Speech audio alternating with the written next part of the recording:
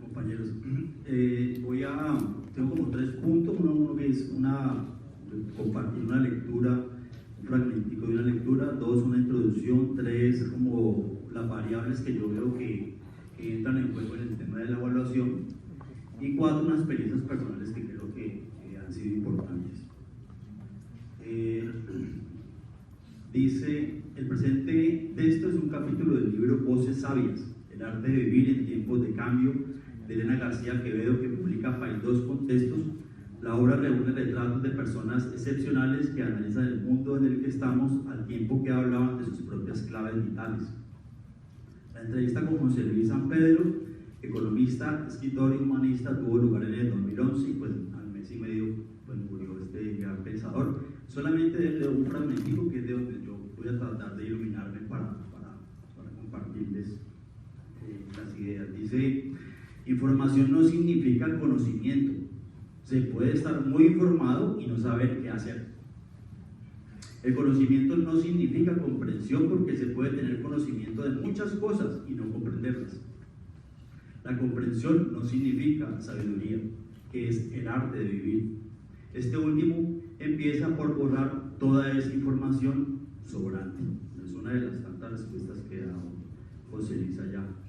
Entonces, la parte de mi reflexión dentro de mi experiencia como educador sobre la evaluación, más o menos la planteo en estos términos. Dice, en los últimos 40 años se han implementado N modelos de evaluación, incluidas varias reformas educativas.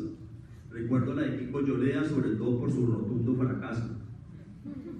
La última perla que recibimos es la cartilla de derechos básicos del aprendizaje, la cual pues está circulando y creo que nosotros hemos tenido la posibilidad como de tener ya un referente y ya hay reacciones frente a ese documento que es totalmente contradictorio con lo que se venía haciendo.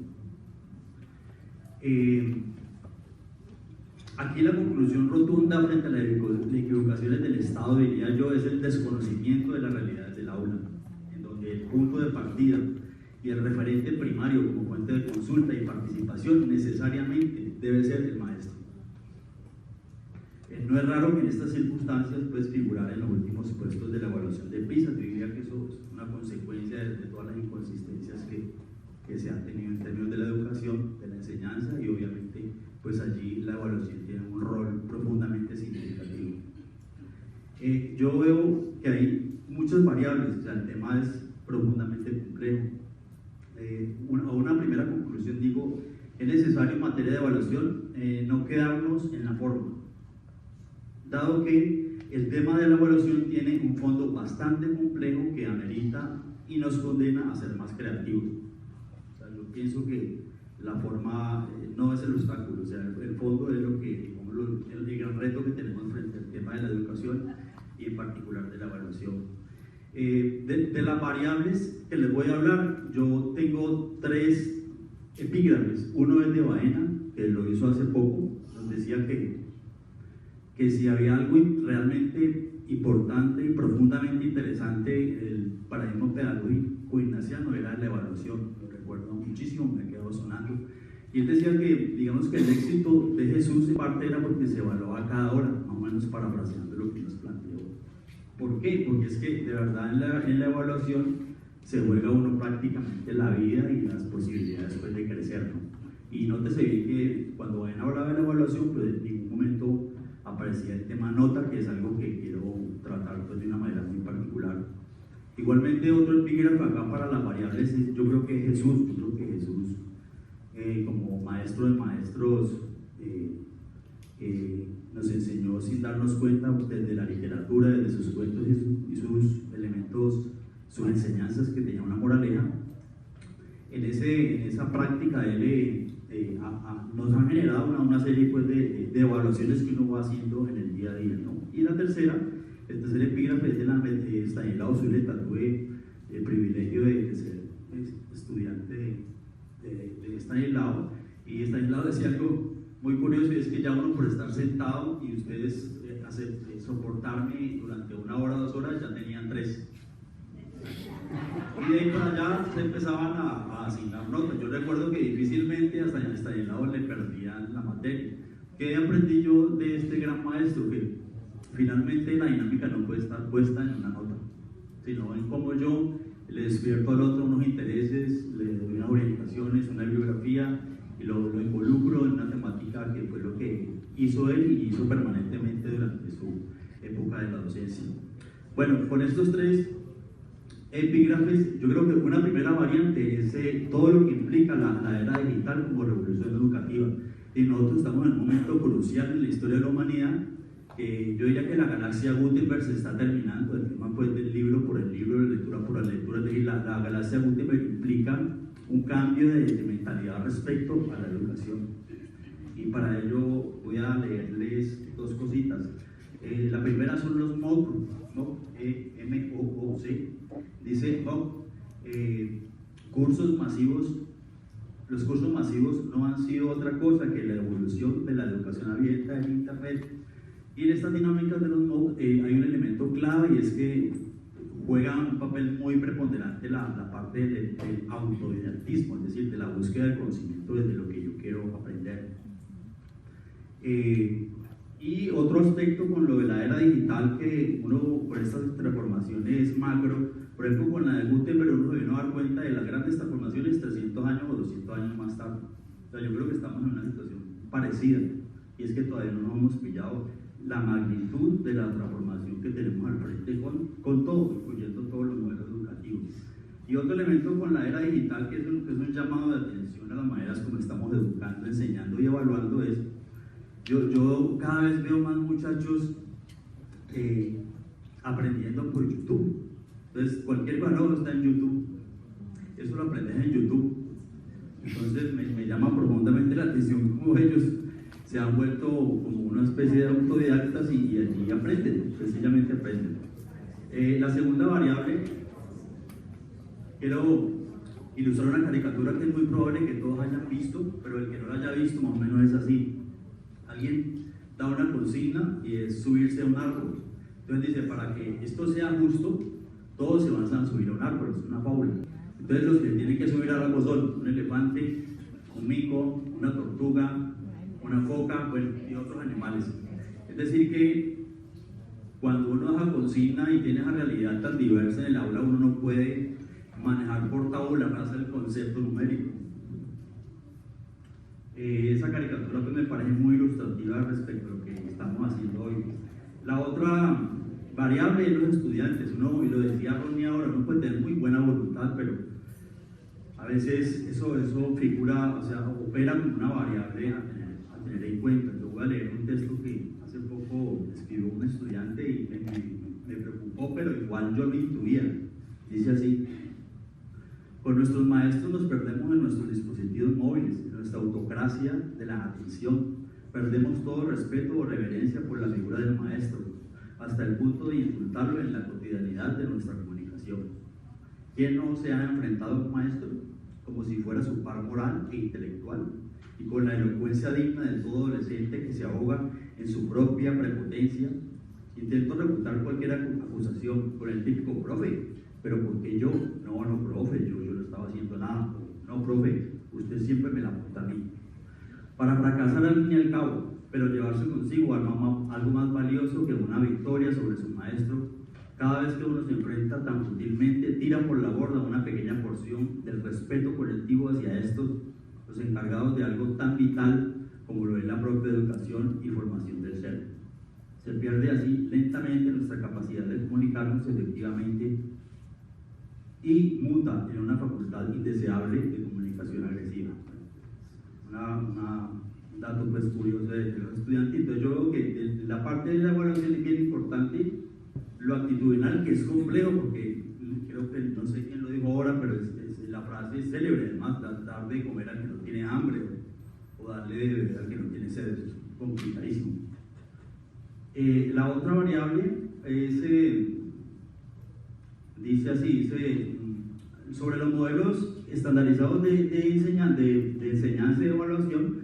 Yo estoy absolutamente convencido de que el grado de complejidad es tal que por cada área es profundamente diferente, a pesar de que tiene un estándar, un modelo para evaluar. Entonces no es lo mismo enseñar de lenguaje que matemática, ¿no?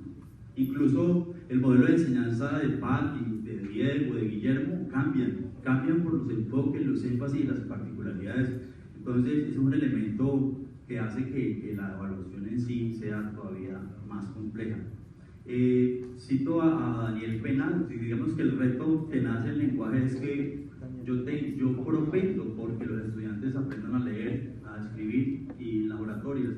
Entonces, los tres procesos prácticamente no son procesos que pueden verificar cuantitativamente en un periodo y traducirlos a una nota. Por ejemplo, el estudiante que tiene problemas de escritura, normalmente yo le digo a él, soy sincero, yo no voy a resolver el problema de escritura en un año, porque es un problema que es un proceso que viene de atrás y que se va consolidando por los años, con las lecturas, con la conciencia y con la búsqueda, ¿no? Eso me parece que es clave tenerlo presente. Daniel Penal dice, y como una novela, que esto es un obstáculo, pero una realidad, dice el verbo leer comparte las mismas características que el verbo soñar y amar. Es decir, yo no le puedo obligar a nadie a que sueñe ni a que ame, como no le puedo obligar a alguien a que lea. O sea, yo tengo estudiantes que sencilla y rotundamente no les gusta leer, y ese es un obstáculo.